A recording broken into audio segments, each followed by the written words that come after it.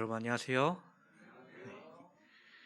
안식일 시작하는 이 시간 주의 전을 찾으신 또는 주의 시간을 찾으신 모든 성도님들 위해 하나님께서 허락하시는 참된 기쁨과 참된 평안이 함께하기를 간절히 기원합니다. 오늘은 성경을 응하게 하려 하사라는 제목으로 함께 은혜 나누려고 합니다. 하나님의 말씀 요한복음 19장 28절부터 37절까지 있는 말씀을 보시겠습니다. 하나님의 말씀 요한복음 19장 28절부터 37절까지 있는 말씀 제가 봉독해 올릴 때에 눈으로 따라 읽어주시기 바랍니다. 28절 읽겠습니다. 그 후에 예수께서 모든 일을 이미 이루어진 줄 아시고 성경을 응하게 하려 하사 이르시되 내가 목마르다 하시니 거기 신포도주가 가득히 담긴 그릇이 있는지라 사람들이 신포도주를 적신 해면을 우슬초에 베어 예수의 입에 대니 예수께서 신포도주를 받으신 후에 이르시되 다 이루었다 하시고 머리를 숙이시니 영혼이 떠나가니라. 이날은 준비일이라 유대인들은 그 안식일이 큰 날이므로 그 안식일에 시체들을 십자가에 두지 아니하려 하여 빌라도에게 그들의 다리를 꺾어 시체를 치워달라 하니 군인들이 가서 예수와 함께 못 박힌 첫째 사람과 또 그 다른 사람의 다리를 꺾고 예수께 이르러서는 이미 죽으신 것을 보고 다리를 꺾지 아니하고 그중 한 군인이 창으로 옆구리를 찌르니 곧 피와 물이 나오더라. 이를 본 자가 증언하였으니 그 증언이 참이라. 그가 자기의 말하는 것이 참인 줄 알고 너희로 믿게 하려 함이니라. 이 일이 일어난 것은 그 뼈가 하나도 꺾이지 아니하리라 한 성경을 응하게 하려 함이라. 또 다른 성경에 그들이 그 찌른 자를 보리라 하였느니라. 아멘. 우리는 지난 화요일 요셉을 통해 예수 그리스도께서 구약에 표상되었다는 것을 우리가 함께 살펴보는 시간을 가졌었습니다.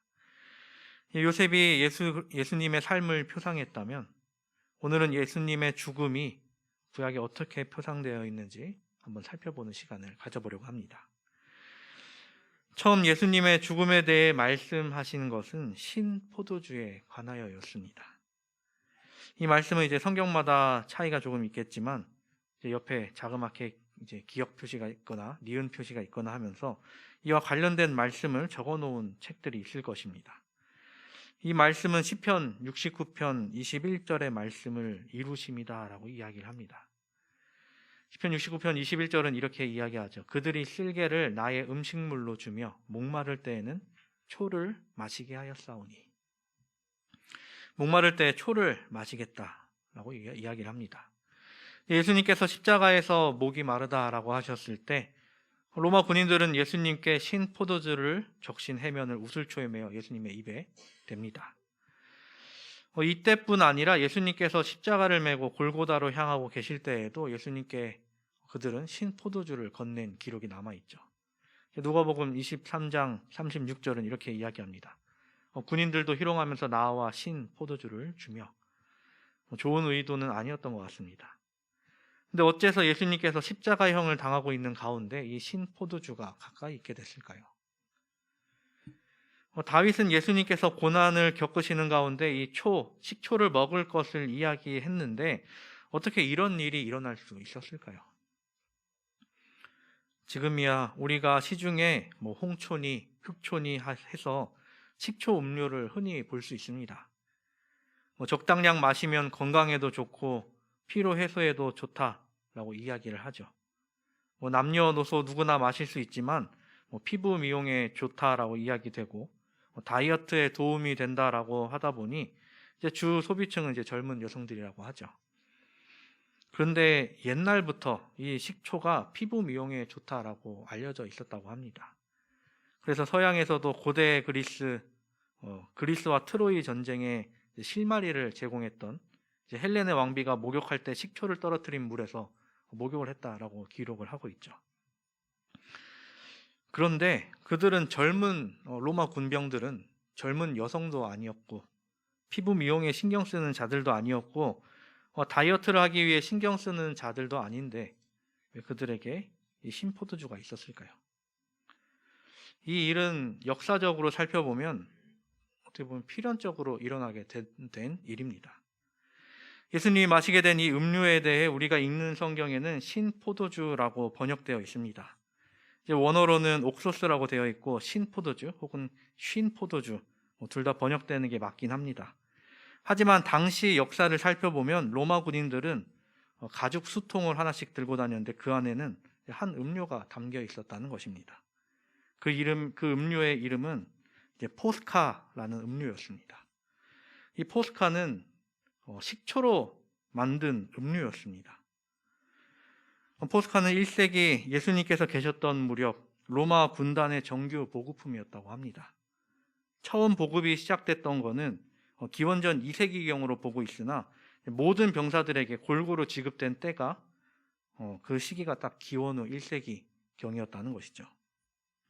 예수님께서 공생애 하던 시기와 어떻게 보면 잘 맞물려 있습니다.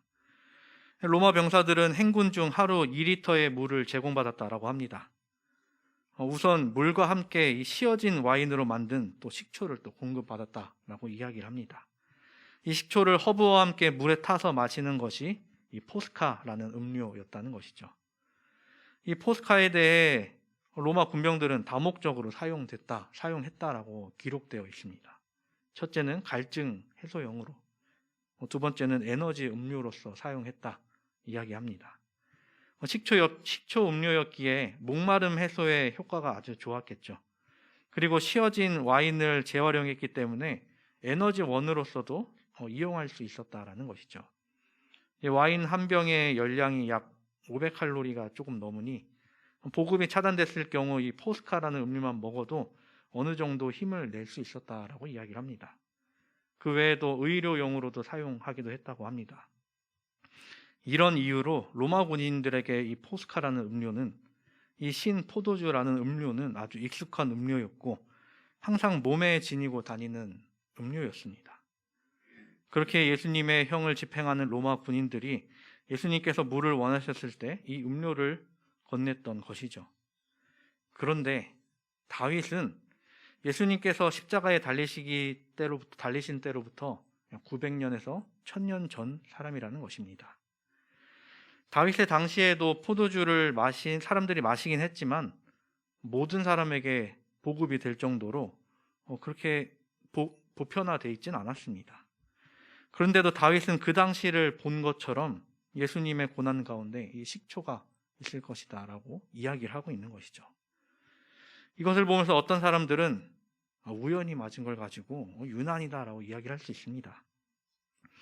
하지만 우리는 구약의 말씀이 어쩌다 한두 개 맞은 것이 아님을 우리는 잘 알고 있습니다. 그렇게 구약을 이루시는 예수 그리스도를 우리가 보게 되고 예수 그리스도의 고난을 보게 되고 예수 그리스도께서 우리에게 베푸신 사랑을 우리가 배울 수 있게 되는 것이죠. 우리가 성경 말씀을 보되 모든 말씀을 살펴보며 그 안에서 예수 그리스도를 배우고 예수 그리스도와 더 가까워지는 우리 모두가 되기를 간절히 바랍니다. 십자가형의 경우 사람이 나무에 달려 죽을 때까지 매달려 있게 하는 형벌입니다. 손과 발에 못을 박아놨기 때문에 피는 계속 흐르고 있고 숨쉬기가 매우 힘든 상황이 이어지는 것이죠. 처음에는 괜찮은 듯 하다가도 시간이 지나서 힘이 떨어지면 숨쉬는 것조차 힘들어지게 됩니다. 그러다 결국 숨쉴 기력조차 떨어져서 이제 사람이 그때야 죽게 되는 것입니다. 근데 예수님께서 십자가에 달리시던 때는 유월절이 시작하기 바로 직전이었습니다. 이제 유월절에는 죄인을 십자가에 두지 않겠다라고 이제 유대인들이 이야기를 했습니다. 그래서 십자가에 매달려 있는 이 죄인들의 다리를 꺾어 숨조차 쉬지 못하게 하려 했던 것이죠. 이에 따라 군인들은 십자가에 달려 있는 죄수들의 다리를 하나씩 꺾어 나갑니다. 근데 예수님은 어떤 상태이셨나요? 이미 전에 신 포도주를 드시고 그 영혼이 떠나갔다라고 요한은 이야기를 하고 있습니다. 예수님의 목숨이 끊어진 관계로 예수님의 다리는 꺾이지 않게 되었습니다. 예수님의 다리가 꺾이지 않을 것 역시 구약에 이야기하고 있나요? 네, 이미 유월절 어린 양을 통해 미리 말씀하고 계십니다. 출애굽기 12장을 보면 애굽에 내린 10 재앙 중 마지막 재앙인 장자의 죽음을 이야기합니다. 근데 장자의 죽음에서 피할 방법이 있었죠. 어린 양을 잡고 그 피를 좌우설주와 민방에 바르고 집 안에 들어가 고기를 불에 구워 먹고 무교병과 쓴 나물과 함께 먹어야 했습니다. 또 허리에는 띠를 띠고 발에 신을 신고 손에 지팡이를 잡고 급히 먹으라라고 하나님께서 이스라엘 백성들에게 말씀을 하셨습니다. 또 이어서 유월절에 대한 규례를 세우시면서 하신 말씀이 있었습니다. 출애굽기 12장 46절의 말씀이십니다. 한 집에서 먹되 그 고기를 조금도 집 밖으로 내지 말고 뼈도 꺾지 말지며. 이 말씀이 민수기에 이어서 다시 한번 등장하게 되는데요. 여기도 이렇게 이야기합니다. 아침까지 그것을 조금도 남겨두지 말며 그 뼈를 하나도 꺾지 말아서 유월절 모든 율례대로 지킬 것이니라. 이와 관련해 다윗도 그 뼈가 꺾이지 않을 것에 대해 이야기했습니다. 시편 34편 20절, 그의 모든 뼈를 보호하시며 그 중에서 하나도 꺾이지 아니하도다. 여기서도 또 누군가는 생각할 수 있습니다. 예수님이 이미 사망하셨기 때문에 다리가 꺾이지 않은 것은 우연의 일치다. 그런데 일반적으로 사람이 십자가에서 사망하려면 어느 정도의 시간이 걸리는가를 생각해 보면 그 일이 쉽지 않다는 것을 우리는 알게 됩니다. 아까 말씀드렸듯이 사람이 십자가에 달려 사망하게 되는 원인은 그 사람의 기력이 다하면서 숨을 못 쉬게 되어 죽습니다. 근데 그렇게 되기까지 일반 사람이라면 평균 7일의 시간이 걸린다라고 이야기를 하죠. 물론 더 걸릴 수도 있고 덜 걸릴 수도 있는데 평균적으로 계산해 봤을 때 7일 전후의 시간이 걸린다 이야기합니다. 근데 예수님께서는 그리 오랜 시간이 걸리지 않으셨다는 것입니다. 왜 그러셨을까요? 예수님의 몸이 약했기 때문이었을까요? 예수님은 공생애 전 나사렛에 계시면서 하셨던 일이 무엇이었습니까? 네, 목수셨습니다. 목수 일을 하다 보면 원하든 원하지 않든 어느 정도의 체력을 갖게 될 것입니다. 농땡이를 피우면서 했다면 모르겠는데 예수님은 어렸을 적부터 사람들이 좋아하는 그러한 목수셨습니다. 일도 안 하고 하더라도 뺀질거렸다면 과연 사람들이 예수님을 좋아했을까요? 아니었을 것입니다. 그렇게 예수님께서는 본인의 일인 목수 일도 항상 열심히 하셨을 것입니다.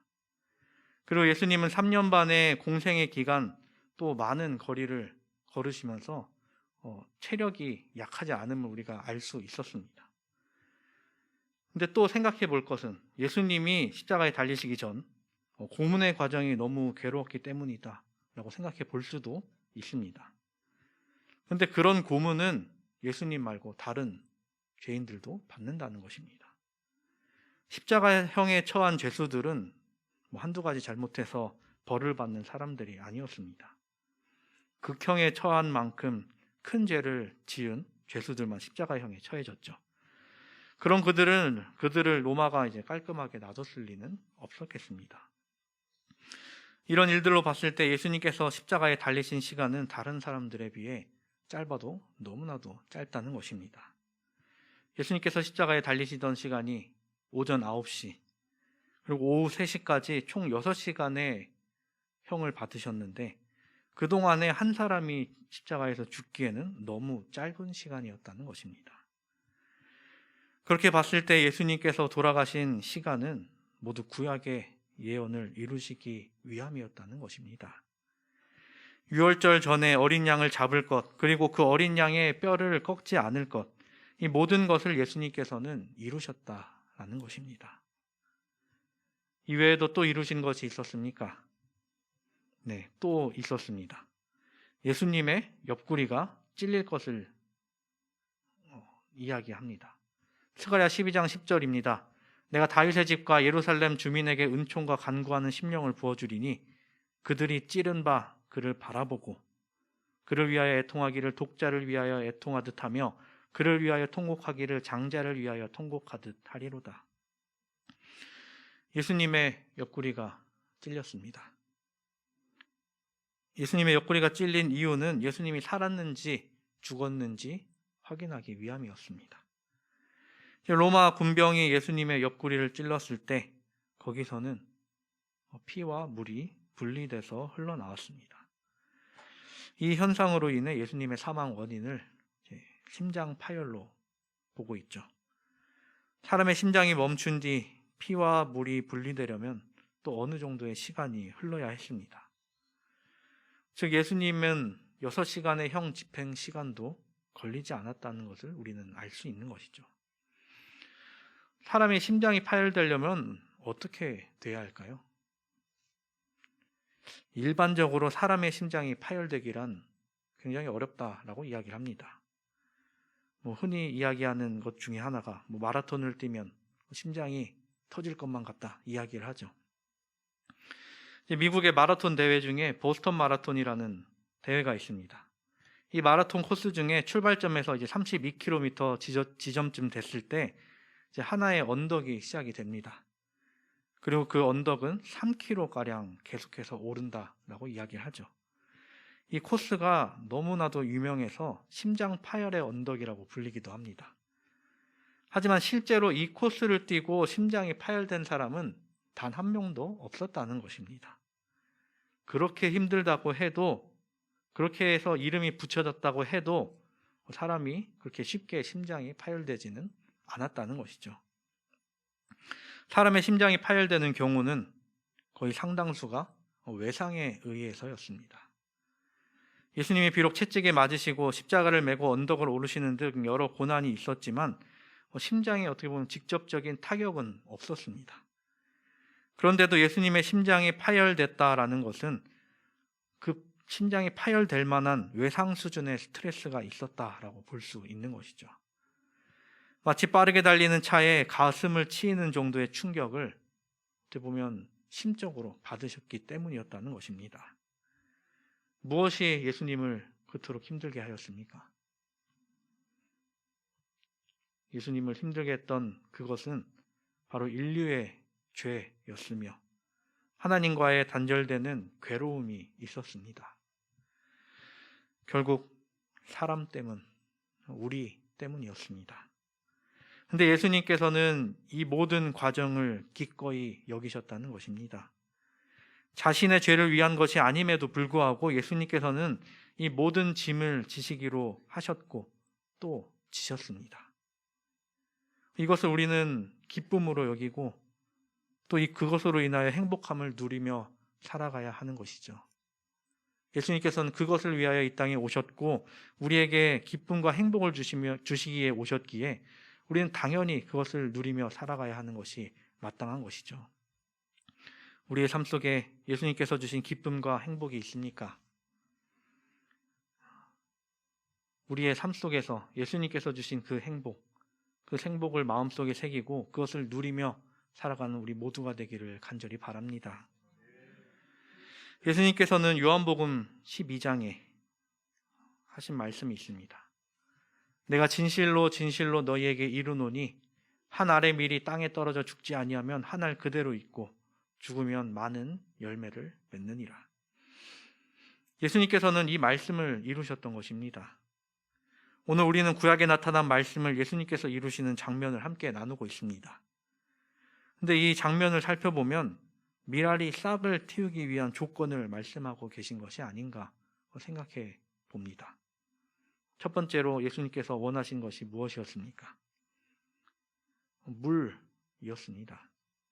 밀알이 싹을 틔우기 위해 필요한 것은 수분이죠. 밀알이 땅에 묻혀있지 못하더라도 물이 적절히 공급되면 그 밀알은 싹을 틔웁니다. 그렇다면 사람에게 있어서 물은 무엇일까요? 저는 그 물을 성령이라고 생각을 합니다. 예수님께서 물에서 침례를 받으실 때 성령이 임하셨고 그 침례로부터 예수님의 공생애가 시작되었습니다. 그렇게 우리도 성령을 항상 구하고 성령의 능력으로 예수님께서 우리에게 맡기신 그 사역을 이루어 나감이 필요합니다.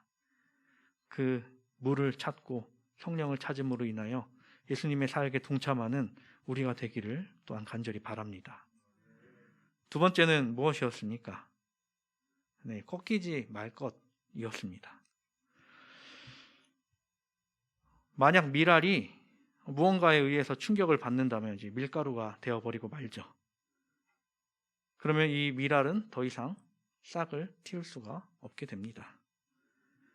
이것은 사람에게 있어서 어떻게 보면 말씀으로 무장하라는 말씀이라고 저는 생각을 해봅니다. 말씀의 반석에 굳게 서서 꺾이지 않을 것을 말씀하신 것이 아닐까, 또 이에 대해서 생각해 보는 것이죠. 이어서 세 번째는 예수님의 옆구리가 뚫리는 것이었습니다. 이것은 미랄이 싹을 틔울 때 이제 옆을 뚫고 나오는 것을 보이고 있지 않나 생각해 봅니다. 미랄이 그 껍질을 뚫고 싹을 틔워내야 이 미랄은 열매를 맺을 수가 있습니다. 만약 이 얇은 껍질도 뚫어내지 못하면 결국엔 그 씨앗은 죽은 씨앗이 되어버리고 말죠. 그렇게 우리도 껍질을 뚫어내야 하는 것이죠. 단단한 나의 자아, 나를 방어하기 위해 계속해서 둘러싸은 것들을 벗겨내고 우리 안에서 일하시는 하나님을 나타내기를 간절히 바랍니다. 예수님께서는 이러한 삶을 이미 사셨고 또 우리에게 살라고 명하십니다. 쉬운 일이 아님을 압니다. 매우 고되고 아프고 쓰라린 일들이 있죠. 하지만 하나님께서는 우리를 감싸주실 것이며 우리에게 양분을 공급해 주심으로 우리가 틔운 싹이 30배, 60배, 100배의 결실을 맺게 해주실 것입니다. 예수님께서 그러하셨듯이 우리도 그러한 삶을 살아가게 되기를 간절히 바랍니다. 사랑하는 우리 성도 여러분, 오늘은 2021년 12월 31일입니다. 이제 몇 시간만 있으면 올 한 해 2021년이 마무리가 됩니다. 올 한 해 우리는 어떤 삶을 살았습니까? 이렇게 한 해가 끝나가는 이때에 우리는 지금 예수님의 죽음을 보고 있습니다. 누군가는 죽으면 끝이라고 생각을 하죠. 하지만 우리는 알고 있죠. 내일이 온다는 것을요. 어제 떴던 그리고 오늘 떴던 그 해가 내일 다시 뜬다는 것을 우리는 알고 있습니다. 예수님께서는 십자가에 달려 돌아가셨습니다. 하지만 예수님께서 다시 살아나셨다는 것을 우리는 또 알고 있습니다. 1년은 365일 하고도 5시간 48분 46초가 된다라고 이야기를 하죠. 그래서 4년마다 2월 29일이 있게 됩니다. 그리고 100년마다 윤년을 평년으로 바꾸게 됩니다. 이런 시간은 창세 때부터 지금까지 이어져 오고 있습니다. 해가 바뀐다고 새로운 해가 시작되었다고 새로운 해가 뜨나요? 새로운 해가 됐다고 해서 초록색 해가 뜨거나 검은색 해가 뜨거나 하진 않습니다. 지금 보고 있는 이 해 사진도 새해 사진인지 언제 찍은 해 사진인지 우리는 구별할 수가 없습니다. 하나님께서는 새해가 되었다고 해서 새로운 계획을 세우시진 않으십니다. 여전히 지구는 하나님께서 세우신 계획 가운데 공전하고 자전하고 있습니다. 그래도 사람은 새로운 계획을 세웁니다. 그렇게 새해가 되어 새로운 계획을 세우실 때 우리가 하나님의 계획 가운데 있을 것을 목표로 세우시기를 간절히 바랍니다. 우리의 행복, 나 자신의 행복을 위해 계획을 세우시되 나의 행복을 위해 일하시는 하나님을 생각하시며 그 계획을 세우시기를 간절히 바랍니다. 예수님께서는 인류를 창조하시기 전부터 이 구속의 과정을 계획하셨습니다. 그리고 인류가 타락했을 때 구속의 계획을 이미 구약을 통해 말씀하셨습니다. 그리고 예수님께서 이 땅에 오심으로 그 구속의 계획을 이루어내신 것을 우리는 보고 있는 것이죠. 그렇게 우리는 예수님으로부터 죄로부터 자유함을 입게 되었습니다. 예수님께서 우리를 위해 하신 모든 일들을 우리가 생각하며 그 안에서 기쁨과 행복을 누리는 우리 모두가 되기를 간절히 바랍니다. 올 한 해를 마치며 올 한 해보다 내년이 더 하나님과 가까워지며 또 하늘과 가까워지며 예수님과 닮은 사람이 되도록 또 계획하며 또 그렇게 살아가는 우리 모두가 되기를 간절히 바랍니다. 미랄의 모본을 세우신 예수 그리스도를 우리가 바라봄으로 우리 또한 미랄이 되어 살아가는 그리고 또 그렇게 결심하는 이때가 되기를 바라며 말씀을 드리도록 하겠습니다.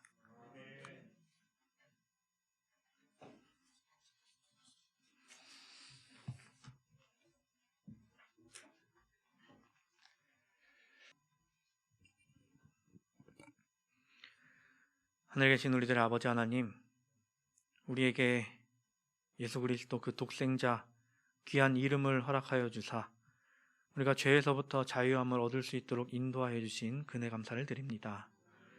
또한 그 목숨으로 우리를 구속 가운데로 이끄사 그 구속의 경륜 가운데 우리가 살아갈 수 있도록 인도하여 주신 그 은혜 또한 감사를 드립니다. 주께서 우리에게 미랄의 모본을 보이셨듯이 우리 또한 예수 그리스도를 닮은 삶 살 수 있도록 인도하여 주시옵소서. 우리가 비록 죄악된 세상 가운데 살고 죄를 지으면서 또 살아가고 있지만 그 안에서 예수 그리스도를 생각하고 예수 그리스도로 돌아가 예수 그리스도로 인하여 하늘까지 나아가는 우리가 될 수 있도록 인도하여 주시옵소서.